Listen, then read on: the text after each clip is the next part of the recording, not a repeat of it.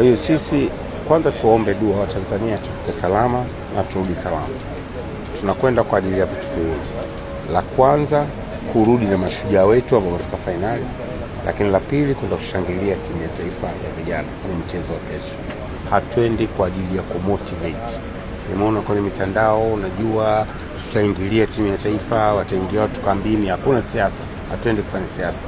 Tunakwenda kwa ajili ya jambo hili, kushangilia tu na kurudi na timu yetu. That's it. Tunachoomba wa Tanzania watuombe dua, tufike salama, turejee salama na vijana wetu, na insha Allah Mwenyezi Mungu ikimpendeza, kwa jitihada tunazofanya turudi na kombe. Hao ndio tunaomba wa Tanzania. Na sisitiza, hatuendi kufanya motivation kwenye kempi ya timu ya taifa. Tunakwenda kusupport uwanjani, kushangilia, kutoa jasho letu jingi. Kwa hiyo hii iweke vizuri. Na naona watu wanazungumza habari ya motivation, na hapana. Wote mtu na akili, viongozi wapo hapa, hawezi kwenda kuingia kwenye kempu, hatufanyi kazi hiyo. Kazi yetu ni kwenda kushangilia tu basi. Kwa hiyo rais ametoa ndege kwa ajili ya jambo hilo.